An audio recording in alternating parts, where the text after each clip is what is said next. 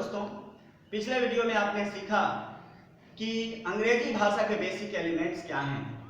आप सीख चुके हैं कि अंग्रेजी भाषा में सबसे पहले जो हमें बचपनावस्था में पढ़ाया गया था वे हैं लेटर्स।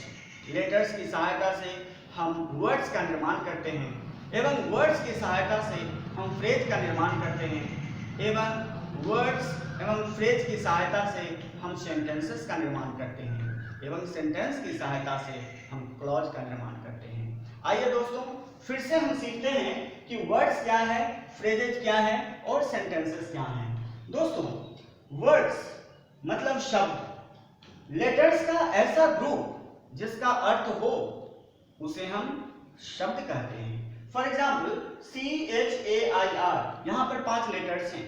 इन 5 लेटर्स को मिला करके इस तरह से कंबाइन किया गया है कि इसका कुछ अर्थ है। चेयर मतलब कुर्सी, कुछ तो सेंस है, कुछ तो अर्थ है, इसीलिए चेयर को हम वर्ड कहते हैं। इसी तरह से स्कूल, इसी तरह से फॉर, ऑफ, बुक्स, ये सभी वर्ड्स हैं। दोस्तों, हम जानते हैं कि वर्ड्स का हमारे जीवन में बहुत महत्व है। अगर हम अंग्रेजी बोलना चाहते हैं, लिखना चाहते हैं, किसी इंग्लिश टेक्स्ट को अगर हम समझना चाहते हैं या फिर कॉम्पिटिटिव एग्जामिनेशंस फेस करना चाहते हैं तो उसमें वर्ड्स का बहुत महत्व है। दोस्तों, हम आगे के वीडियो में बताएंगे कि शब्दों का निर्माण हम कैसे करते हैं और किस तरह से हम अपना वर्ड पावर बढ़ाते हैं जो हमें इन सारे कार्यों में हमारी मदद करेंगे। हम आगे की वीडियो में इन सारी बातों को सीखेंगे। अब हम देखते हैं कि फ्रेजेस क्या हैं एवं सेंटेंसेस क्या हैं। दोस्तों, शब्दों का वैसा ग्रुप जिसका अर्थ तो हो परंतु पूर्ण अर्थ नहीं हो उसे हम फ्रेज कहते हैं। जैसे माई चेयर, माई चेयर का अर्थ है, माई चेयर मतलब मेरी कुर्सी। मेरी कुर्सी मतलब क्या, मेरी कुर्सी क्या, इसका पूर्ण अर्थ नहीं है, अधूरा अर्थ है, इसलिए माई चेयर एक फ्रेज है। योर स्कूल एक फ्रेज है, फॉर अस एक फ्रेज है, मेड ऑफ वुड भी एक फ्रेज है, सम गुड बुक्स भी एक फ्रेज है। इन सारे फ्रेजेस के में प्रयुक्त शब्दों को अगर हम क्रम बदल दें, उन शब्दों का क्रम बदल दें तो उसका कोई अर्थ नहीं होगा। फॉर एग्जाम्पल, अगर हम माई चेयर के बदले अगर हम चेयर माई कहें तो इसका कोई अर्थ नहीं है। इसका मतलब यह हुआ कि माई चेयर एक फ्रेज है लेकिन चेयर माई फ्रेज नहीं है। इसी तरह से इन सारे फ्रेजेस के शब्दों को क्रम को बदलने से फ्रेजेस का निर्माण नहीं होंगे। यानी कि फ्रेजेस के लिए जरूरी है शब्दों का सही क्रम हो और उसका मीनिंग भी हो लेकिन अधूरा मीनिंग हो, क्योंकि जब पूरा मीनिंग हो जाएगा तब वह सेंटेंस हो जाएगा। और यही कारण है कि सेंटेंस का डेफिनेशन होता है कि sentence is a group of words which has a complete sense, मतलब कंप्लीट सेंस होना जरूरी है।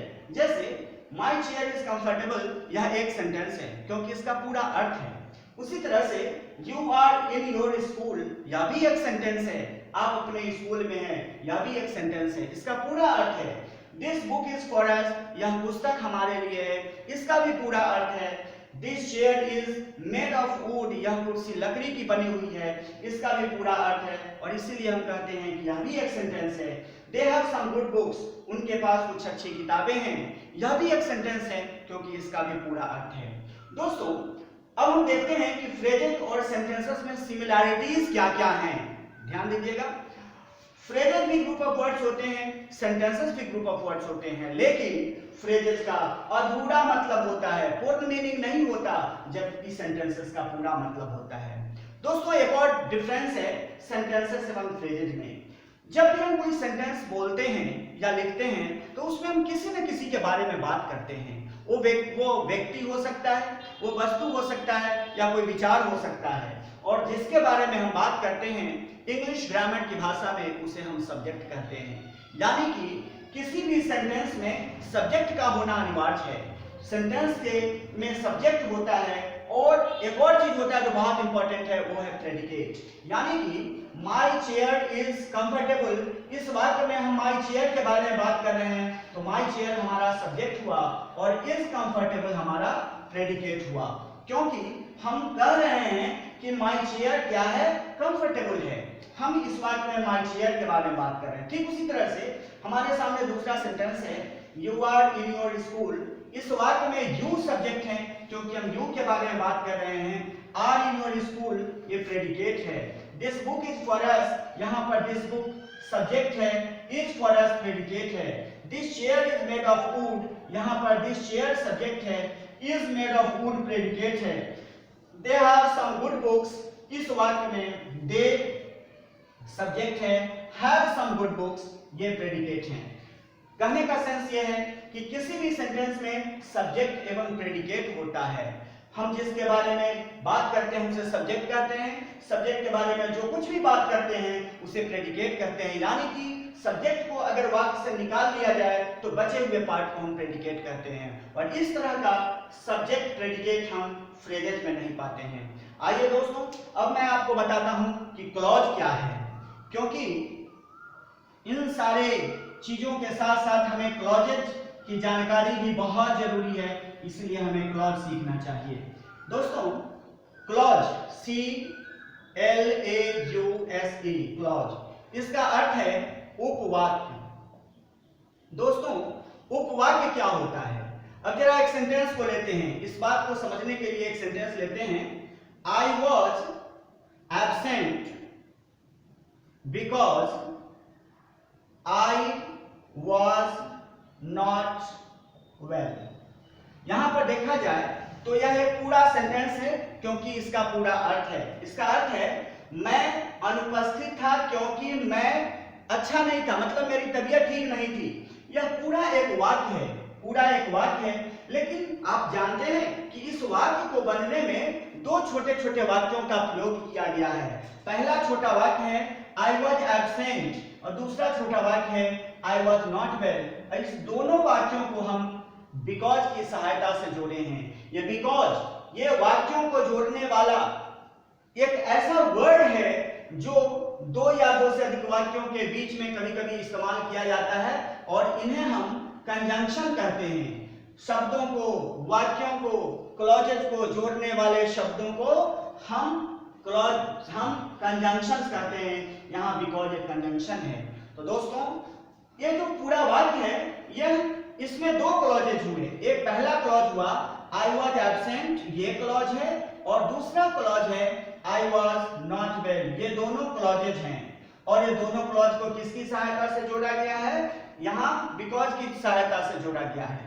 और जैसा कि आप जानते हैं कि किसी भी वाक्य में सब्जेक्ट होता है, प्रेडिकेट होता है, यानी कि यहाँ जो ये क्लॉज है यह भी एक वाक्य ही है। इसका अपना सब्जेक्ट है और इस क्लॉज का भी अपना सब्जेक्ट है, इसका अपना प्रेडिकेट है, इस क्लॉज का भी अपना प्रेडिकेट है। जैसे यहाँ आई वॉज एब्सेंट, इसमें आई सब्जेक्ट है और वॉज एब्सेंट प्रेडिकेट है।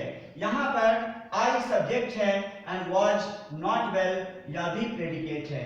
तो इस तरह से हम देखते हैं कि जब हम अंग्रेजी बोलते हैं एवं लिखते हैं तो कभी कभी तो छोटे छोटे वाक्यों का इस्तेमाल करते हैं, कभी कभी हम छोटे छोटे फ्रेजेस का इस्तेमाल करते हैं, लेकिन कभी कभी हम बड़े बड़े वाक्यों का इस्तेमाल करते हैं।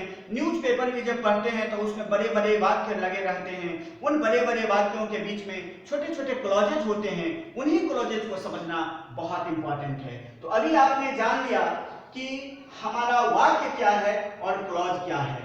अब जरा एक और सेंटेंस हम लेते हैं।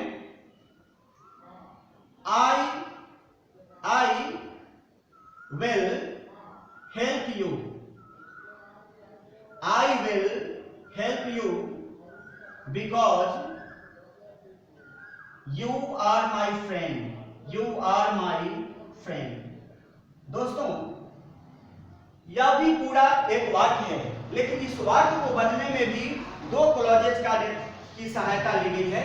एक पहला क्लॉज है आई विल हेल्प यू और दूसरा क्लॉज है यू आर माई फ्रेंड। और दोनों क्लॉज को यहाँ भी हम बिकॉज की सहायता से जोड़े हैं। बिकॉज यहाँ पर कंजंक्शन है और यह एक क्लॉज है, यह एक क्लॉज है।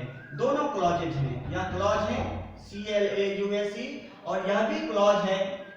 और इस क्लॉजेज में भी, इन दोनों क्लॉजेज का भी अपना सब्जेक्ट है, अपना प्रेडिकेट है। जैसे यहाँ पर आई सब्जेक्ट है, विल हेल्प यू प्रेडिकेट है, यहाँ पर यू सब्जेक्ट है and are my friend predicate है। तो मेरे दोस्तों, मुझे लगता है कि आप सीख गए होंगे कि क्लॉज क्या है। अब एक एक करके फिर मैं अगले वीडियो में आपको और इलेबोरेटेड ढंग से बताऊंगा कि ये सब होते क्या है और इसका इस्तेमाल अपने डे टू डे लाइफ में हम कैसे करते हैं। Stay with us and try to learn more and more things. Thank you.